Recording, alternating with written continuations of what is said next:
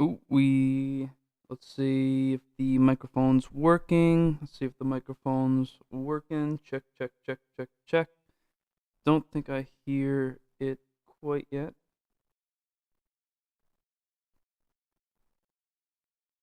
Hopefully you guys can hear me. Oh, there we go. I think it's working now. We just have to adjust the microphone a little bit. But welcome back to the echo chamber. Hopefully everyone can hear me nice and crystal clear. Today we are going to be going over some quantum quackery and reality co-creation. These are some topics that I've been super interested in recently, and we're just gonna kind of dive into it. I'm gonna kind of riff. Today's not gonna be a super we'll just say under researched episode, so it's not gonna be full of exact science. It's gonna be full of more like theoretical concepts and things that I've been kind of looking into, and things that I'm very interested in, and some experiments that I kind of want to launch into, which I'll be updating throughout the Echo Chamber live stream experience. So first off, I am sorry that I didn't make the stream on Friday. Honestly, I was just too tired from the week. Couldn't find time to get the stream in on Friday. Just didn't work with my schedule, but it's all right. We're back here for Monday. This is going to be the first full week of streams, I hope, fingers crossed, in a while. So we're going to be doing tonight's stream, which again is going to be on quantum quackery and reality co-creation. And then we're going to have the Wednesday stream, which I've decided that Wednesday is going to be the continuation of all the high strangeness, goodness, weird goodness stuff. I know that for the last stream that I did, I zoomed in a little too far on the PowerPoint that I made for you, so that was completely useless. The PowerPoint for pretty much, the majority of the entire time we were going through the high strangeness iceberg. But we'll be back on Wednesday to continue tier 1 of the iceberg, and then after that, I'll research the second tier and see if it's even something that, is worth getting into for the second tier list. Again, this is really just more so practice for me, but I feel like going over, because there's no one watching this yet. The only people who are going to be watching this are going to be from the future once we are at the, number one weird alternative live stream out there that just talks about weird shit. But until that time, no one's going to be coming back and watching this. And even if people do, they're probably not going to watch this for super long because it's going to be super cringy compared to, the quality, high level content I'm putting out in the future. Not even high level content, just quality material delivered in a halfway decent model. Um,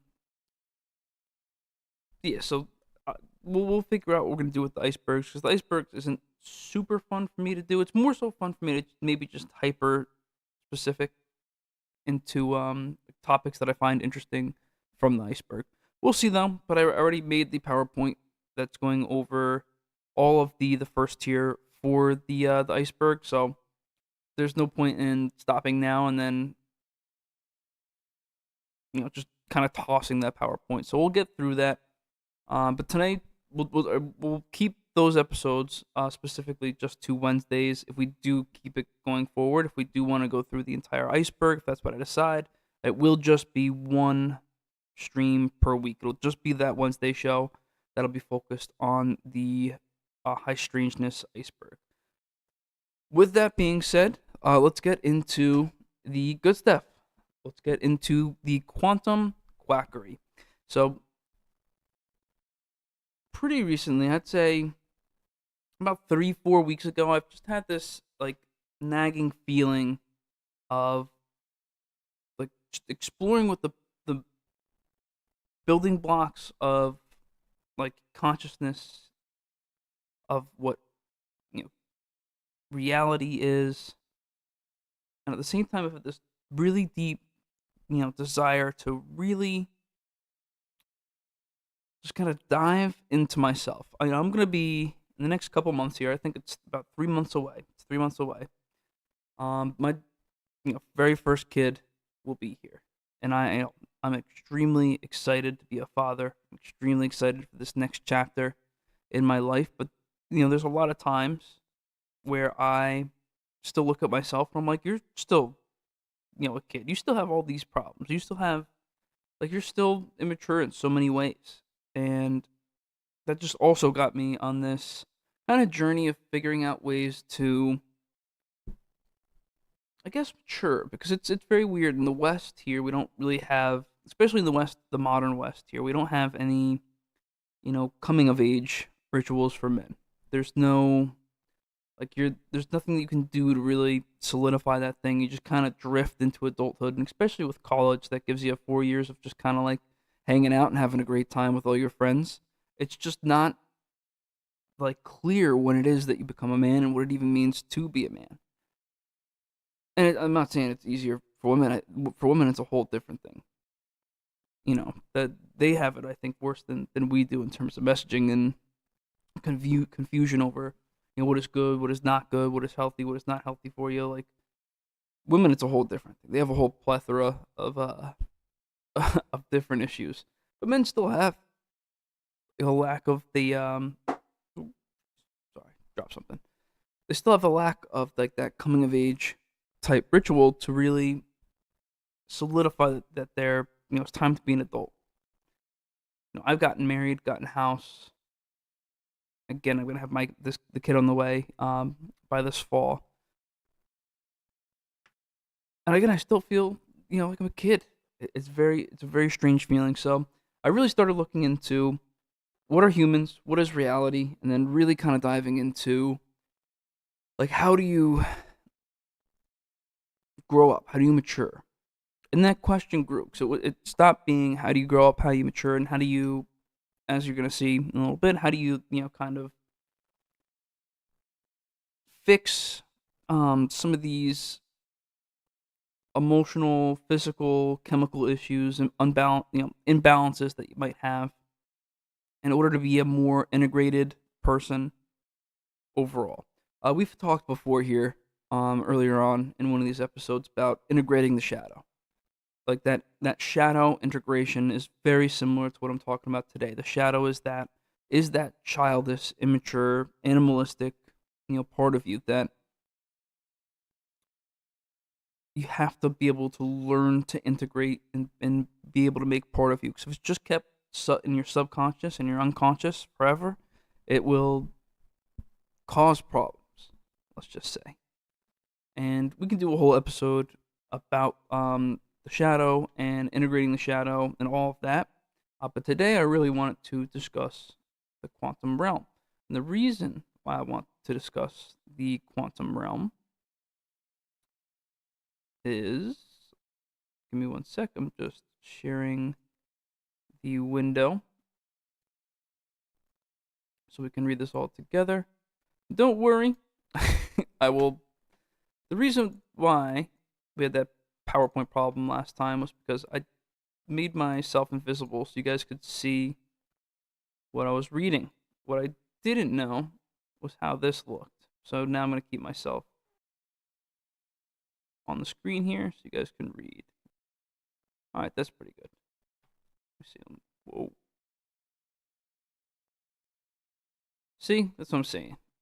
Eventually, I'll be the biggest streamer in the entire world in the alternative sphere, and we won't have those kinds of just little lags in the stream where I'm just moving around my my display. So to get into this, again, the shadow is a aspect of Jungian psychology. It's this immature, animalistic. It's very it's what? Let's go to check this out. We'll even look up the definition of the shadow for you guys, so I don't mislead any of you.